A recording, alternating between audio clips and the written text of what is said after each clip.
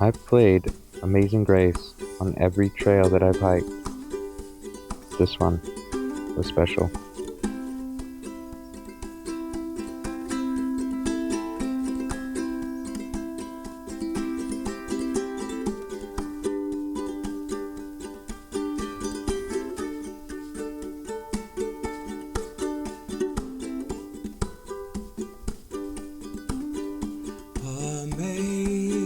Amazing grace, how sweet the sound that saved a wretch like me. I once was lost, but now I am found. Was blind, but now I see.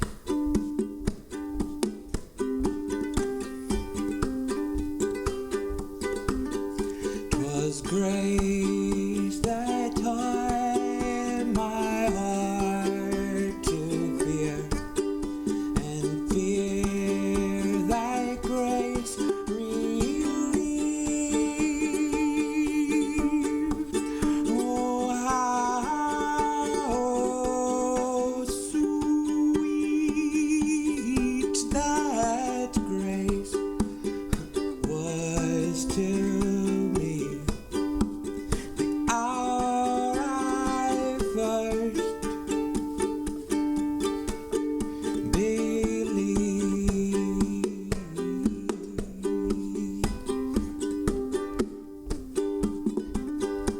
If we would walk 10,000 miles, bright shining eyes, the sun, we no less days to sing God's praise. And when we first begun,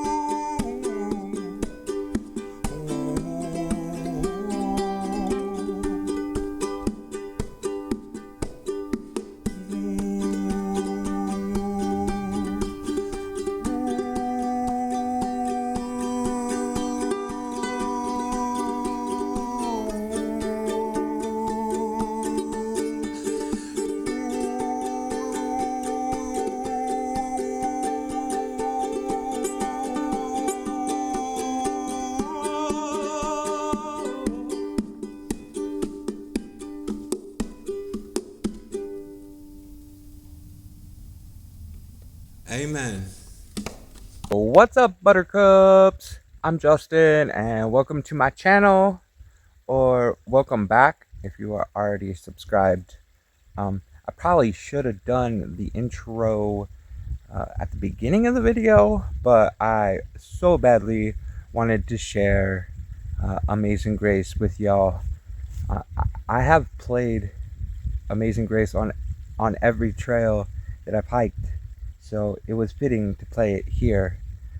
I didn't even know that this historic church even existed until the day of, but I looked at the far out commons, and I guess it's a thing for people to go in and sing Amazing Grace. Well, the hikers, anyways.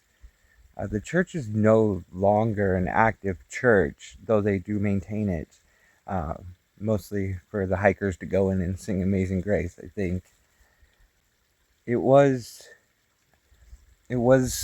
just another instance of a long string of serendipitous events that kind of led me even to today. Well, I am currently on the Appalachian Trail, but before I get into all of that, I'd like to take a minute to explain how I got here. It's kind of a wild story, actually. So, a couple weeks before my train was scheduled to depart for Alabama, I had a dream about Rose. I think about her all the time, but I don't usually dream about her. So I was kind of woke up wondering, if she had maybe sent that dream to me. I met Rose when we were teenagers, and we were instantly best friends, but we definitely grew apart. And at the time of this dream, we hadn't spoken for 6 years. She once told me about a dream that she had many years ago where we were walking next to each other, but there was a fence in between us. And I remember asking her in the context of the dream if she thought that we would ever not have that fence between us. So I literally 4 days before I left east to Alabama, I tracked down her number and sent her out a text, if nothing else, just to make sure that she was okay. And as it turned out, she did send that dream to me, and she was calling out to me, and so she drove 2 hours to come and pick me up and take me to where she lives. And I stayed in her photography studio, which, as it turns out, I had actually seen in a dream that I had when I was 16 before I even met her. Here is the actual fence from her dream. So as it turns out, we both really just needed a friend, somebody that really understands us and just gets it and appreciates who we are as people and nothing more.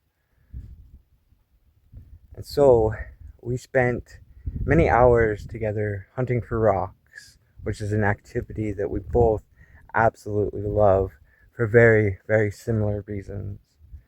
We also spent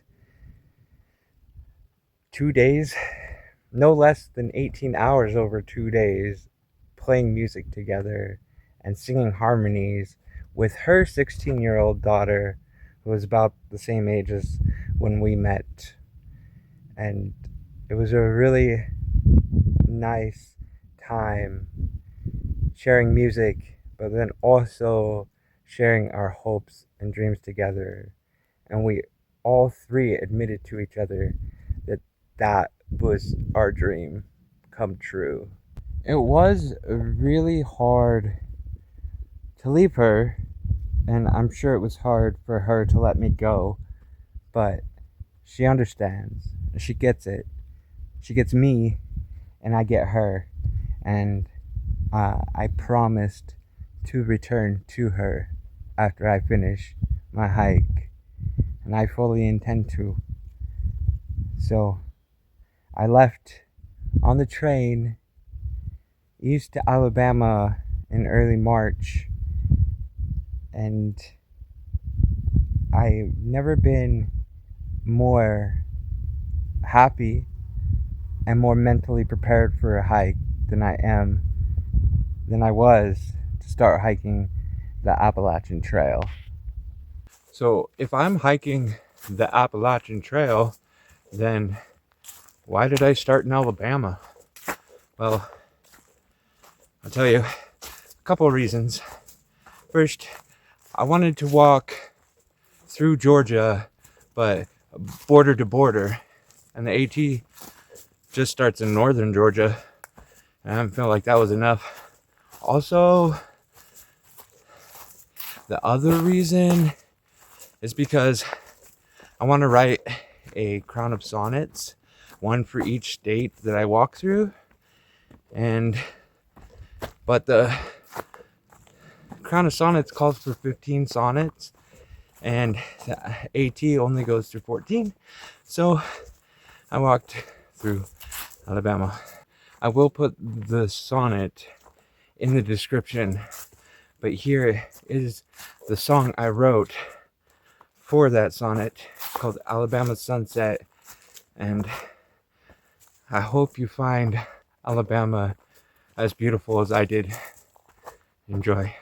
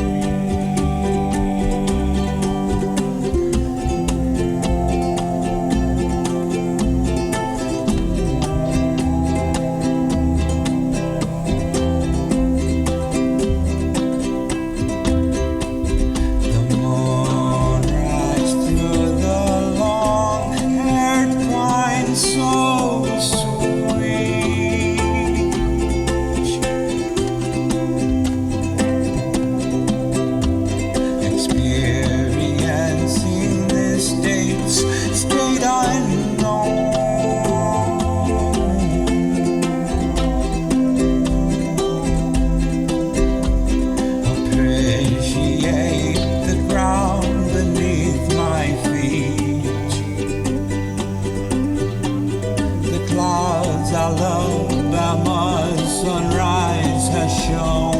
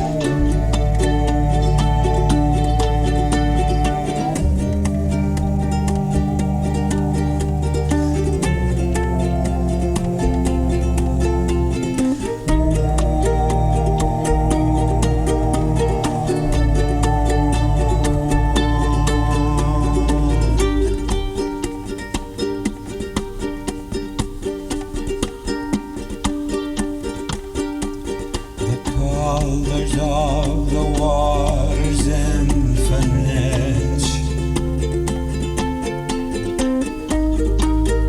flowing